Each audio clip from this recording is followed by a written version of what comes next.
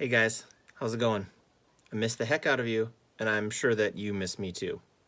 We're gonna try this. I don't know how well it's gonna work, but we're gonna give it a shot. I'm gonna be recording my computer screen as I scroll through the play, and there is going to be an audio recording that will be playing as well. We're going to test it out for a little scene here at the beginning, and then there's going to be a little quiz that follows it. So try to pay attention as best you can. I'll be pausing it a couple of times, though I do want you to try to start to understand it on your own. And then there's going to be a little video clip in the completion folder that you're going to watch, and then you're going to answer a discussion question and respond to one of your classmates, and that's where your grade's going to come from for today. I'm going to play with different ways to do this, but this is the best that I can come up with so far. So let's give it a shot. This should take maybe about 10 minutes, and we'll see how it goes. I appreciate any feedback that you want to give as well. All right, so this play is called Much Ado About Nothing, and it is the comedy that we're going to read together this year. Hopefully yesterday you watched the background about what that means as far as a Shakespearean comedy. And remember, there's no spoilers in Shakespeare, so a comedy means that it's going to end in at least one wedding. Now let's see if we can figure out after the first act which couple or couples might get married at the end of the play. The play takes place in Italy, so again, Shakespeare drops us in Italy, just like he did for the beginning of Othello in Venice. Instead of northern Italy, though, we're going to be all the way in southern Italy on the island of Sicily in a little town called Messina. So it's a kind of an idyllic place that's beautiful. The weather is perfect.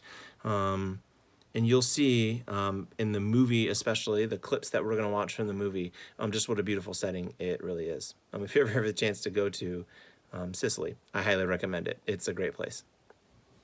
All right, so we're going to start the play. We're outside of, there are going to be 4 characters that we're going to meet so far.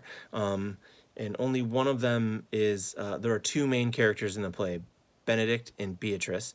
Today we're going to meet Beatrice. We're also going to meet the governor of Messina, so he's kind of the head of the city. His name is Leonato, and he is also Beatrice's uncle.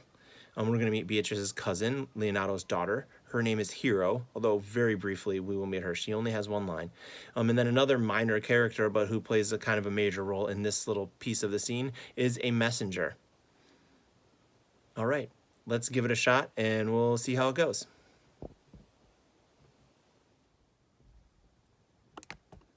I learn in this letter that Don Pedro of Aragon comes this night to Messina. He is very near by this. He was not 3 leagues off when I left him. How many gentlemen have you lost in this action? But few of any sort, and none of name. All right, I think it's already time that we need to take a little stop here. So Leonato asks, or says, I learn in this letter. So the messenger obviously has brought him a letter. Just like usual, we're entering in the middle of a conversation. Leonato says that it says Peter here, but it's Don Pedro in the play, of Aragon, comes this night to Messina. So the messenger has brought a letter from Don Pedro. Now, if you've ever seen The Godfather, you know that Don is not actually part of his name. It's his title, and it means that Don Pedro is kind of a boss. He's coming to the town that Leonato is in charge of. And the messenger says, yes, he's going to be here very soon, not 3 leagues off when I left him. And Leonato asks, how many gentlemen have you lost in this action? Now, this action must mean that there's been some kind of battle. Don Pedro has been in some kind of battle. And the messenger says, but few of any sort and none of name. So not very many people died in the action, and the men who died were not anybody who were considered socially important. Leonato's going to be glad about that.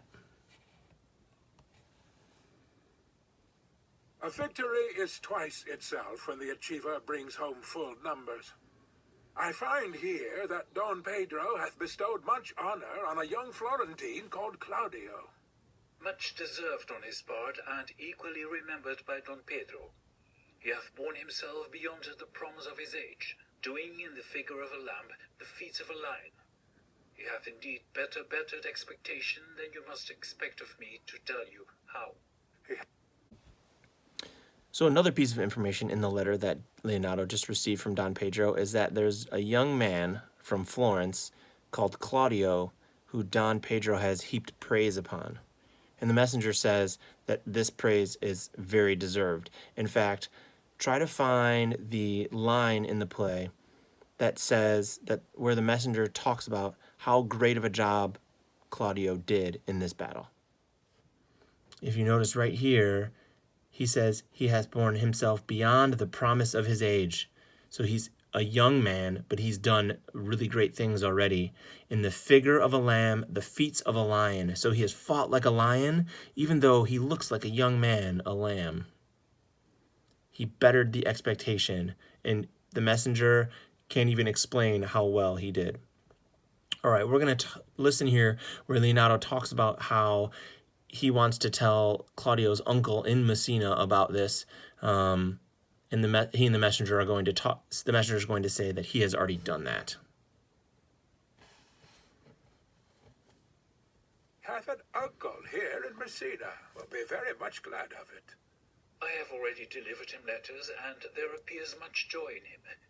Even so much that joy could not show itself modest enough without a batch of bitterness. Did he break out into tears? In great measure. A kind overflow of kindness. There are no faces truer than those that are so washed. How much better is it to weep at joy than to joy at weeping? I pray you, is Signor Montanto returned from the wars or no? I know none of that name, lady. There was none such in the army of any sort.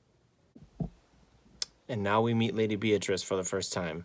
She asks after a Signor Montanto, and we don't know who that is, and neither does the messenger. Now this is curious because the messenger has been with the army, so he should know everybody. He knew who Claudio was, and he certainly knows who Don Pedro is.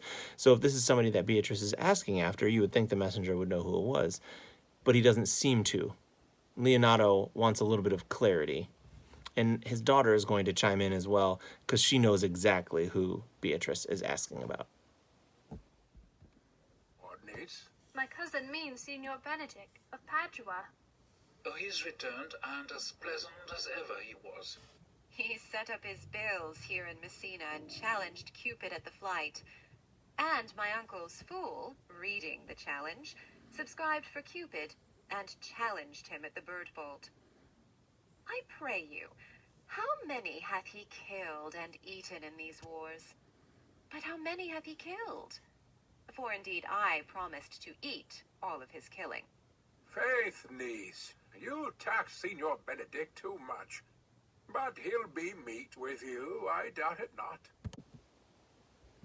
There seems to be a history here between Beatrice and Benedict. She is making fun of him by calling him Signor Montanto, and then she says at the end of this little speech, "How many hath he killed and eaten in these wars? For I have promised to eat all of his killing." Well, if she promised to eat every man that Benedict killed in the war, then what did she expect of him in the fighting?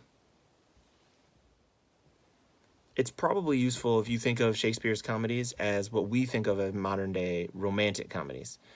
What usually happens at the beginning of a romantic comedy? And then how do those two end up at the end? Would serve us, lady, in these wars. You had musty victual, and he hath hope to eat it. He is a very valiant trencherman. He hath an excellent stomach.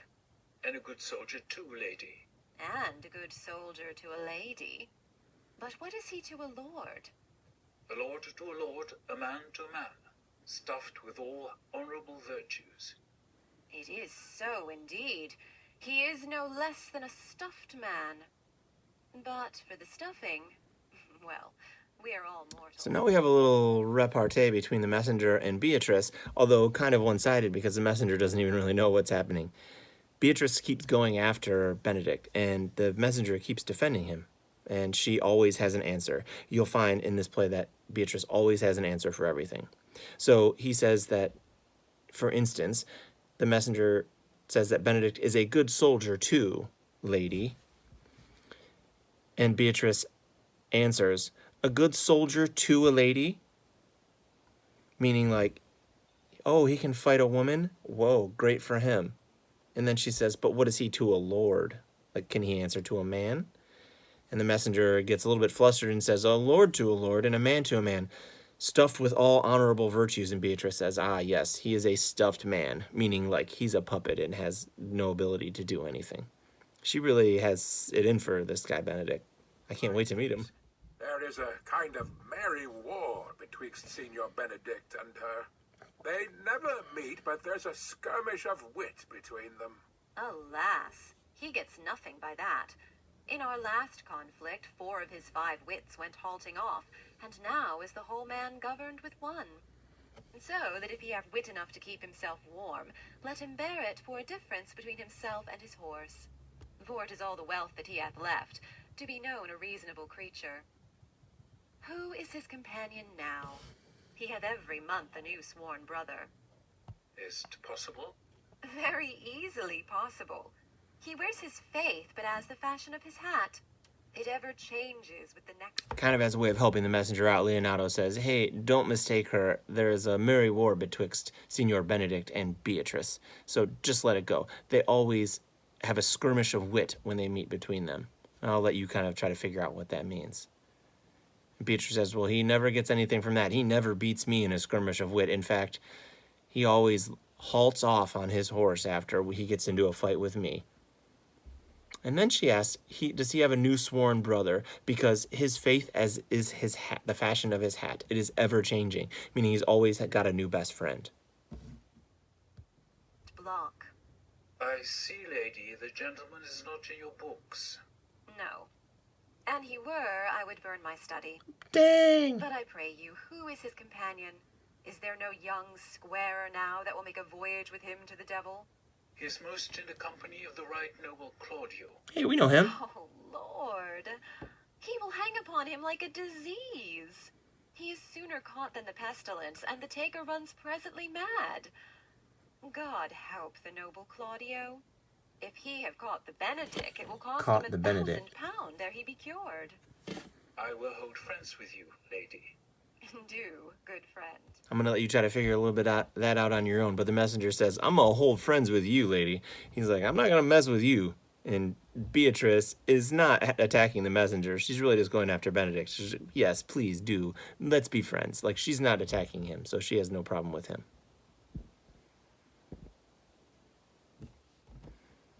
Okay, that's the end of the first part of the first scene.